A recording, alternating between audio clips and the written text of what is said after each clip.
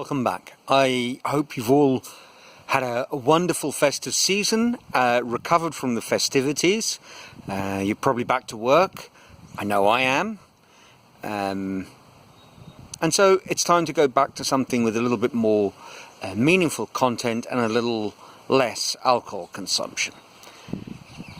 The last more serious vlog that I left you with told a story about an essay I wrote.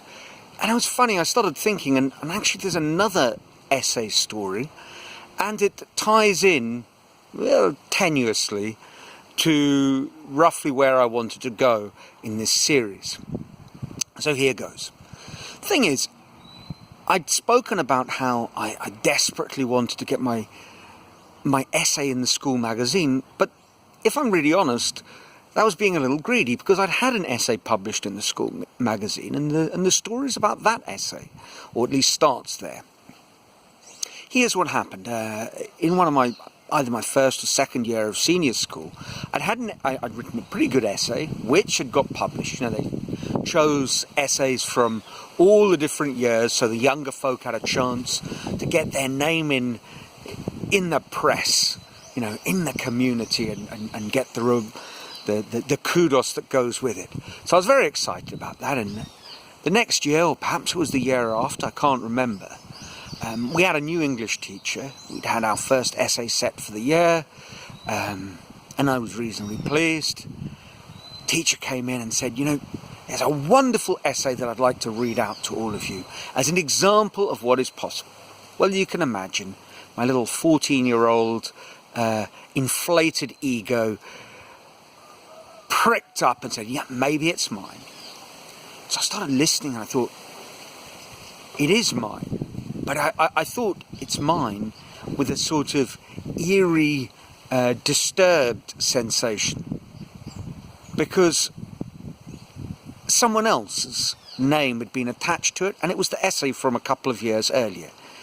Now this chap will remain nameless in the interests of minimising embarrassment. I think we've got to let sleeping dogs lie, and this incident occurred more than 35 years ago, so I think enough time has passed for me not to be too fussed about it.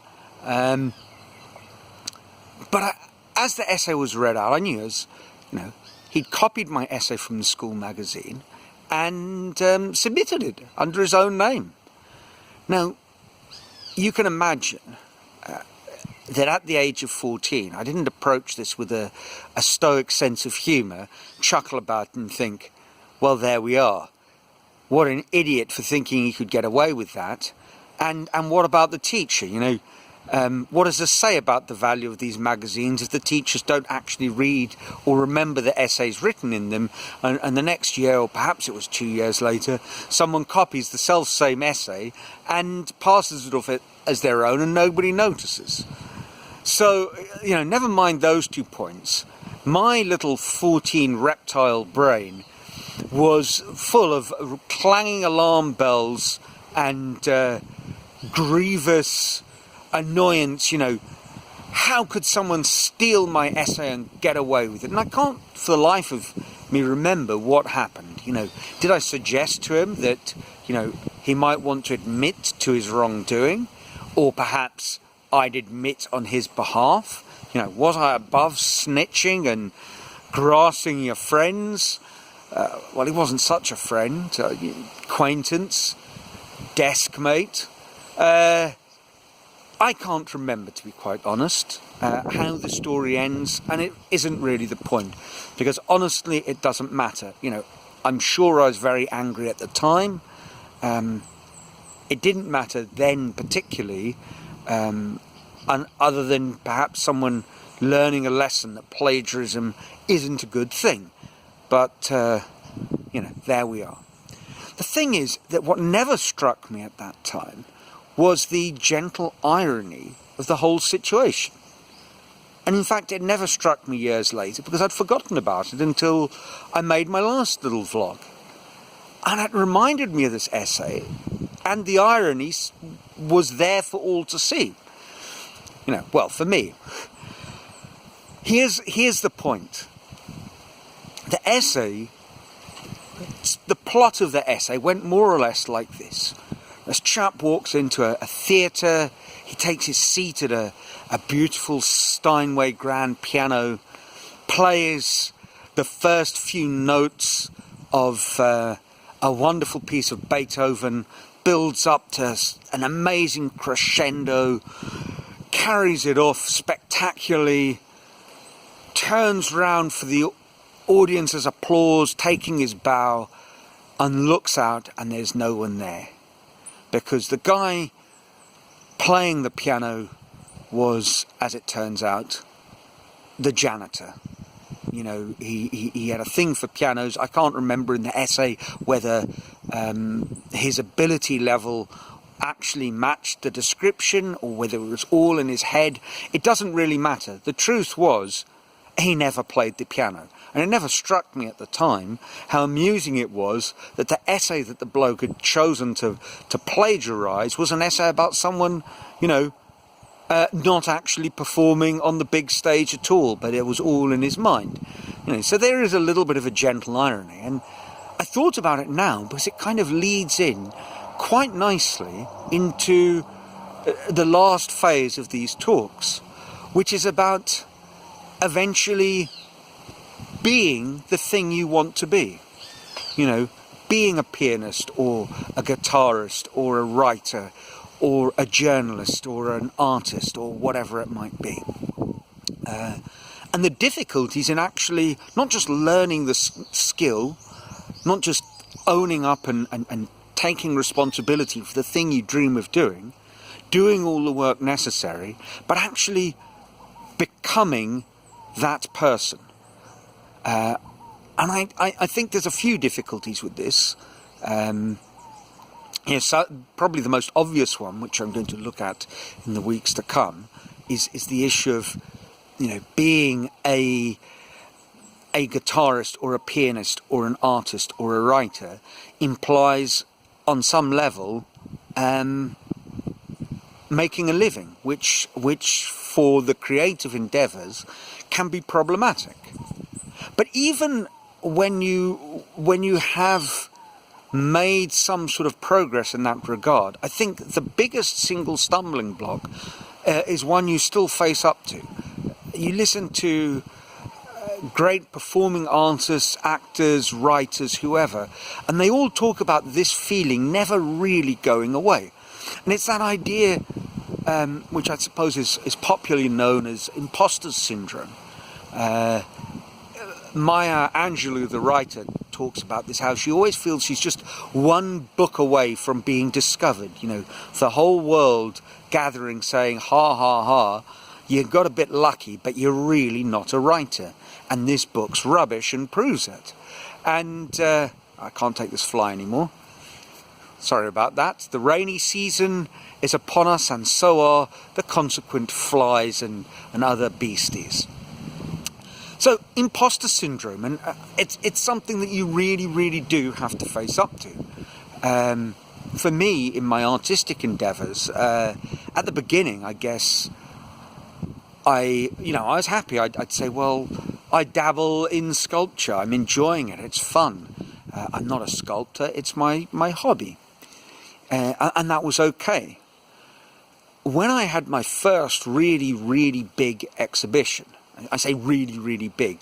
I say that big as in space. It was at the British Brazilian Centre in Sao Paulo, 3 rooms, each of which was 100 square metre floor space. I had 70 pieces exhibited. Obviously, I got there through a sort of second degree type of nepotism. The husband of one of my colleagues was a director there. He'd seen one of my pieces, said, "Oh, that's quite interesting." We got chatting, and he said, "Why don't you exhibit at our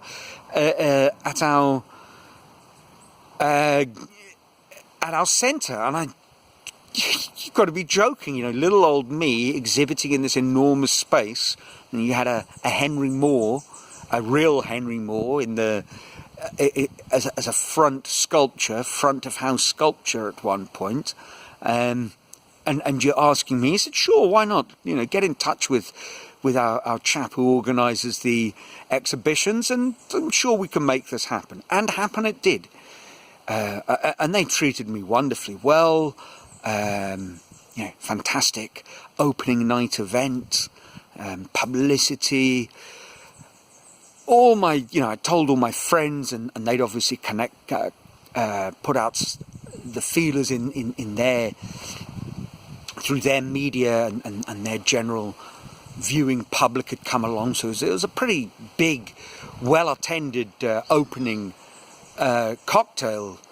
And amongst my teaching friends, one of them had a past in, it wasn't his degree, but he certainly, or perhaps it was, he had a degree in history, and I think it was somehow connected to art history from, one of the Oxbridge establishments, so nothing to be sniffed at. And we were sitting in the bar afterwards, and I was just over the moon. The event had gone well. We're having a Guinness. The nice thing about the British Brazilian Centre is they had some good imported beer. We're enjoying a Guinness. He said, "Look, Neil, don't take this the wrong way, but I came here thinking, obviously I'm a friend, but thinking this was really going to be shite. The sort of, well, not terrible, but because I'd seen some of the things you've done before, but just, I thought this is going to be overblown, but actually it was quite good. It didn't seem amateurish, it was like a proper art exhibition." And I said, "I don't take it the wrong way. It's a fantastic compliment," and I was delighted, because obviously no one was going to say at that point, early stages of whatever development I was undergoing, that I was the next Henry Moore, because I wasn't. You've got to put in, I believe, the years and the thoughts and the practice, and receive the criticism and take things in new directions. So I was under no illusions of where I was at that point, and to be fair, I'm under no illusions right now. I'm making progress, and I'm very happy with that. So the compliment that I expected it to be amateur night, and it wasn't, for me was fantastic. I was delighted. But it didn't get me out of the feeling, in fact it got me into the feeling that I was a bit of an imposter, because after that I always had this sensation that, I'm pretending I'm an artist, but I'm not an artist. I'm a maths teacher, and I'm not really convinced that that's all that well deserving, given my shaky academic past. The years have gone by. I think I've made progress. I've cycled through that enough times. I've made a few sales that I reached a point up here, up northeast of Brazil, where I had to redo my police documents and my new address. And they asked me my profession, and without batting an eyelid, I said artist. And I guess at that point I've reached that stage where I'm accepting I'm not a janitor, I'm an artist. I'm not pretending like my poor old character in my essay. I am now, I believe, an artist. I'm not claiming to be a great artist, because I'm not. But I am an artist. That's who I am, and I'm sticking to that. So there. In the next few weeks, I want to explore a little bit more this idea about selling your work, about being the professional side of what it is you dream about doing, and also being on an artist or a musician or whatever on some sort of deeper level and what that might mean. So we're in the cycle of actually taking on the mantle of that thing that we dreamed of being. So until next week, let me know what you think. I hope the year has started off well for all of you, and it's ciao from, as always, or almost always, a sunny Brazil.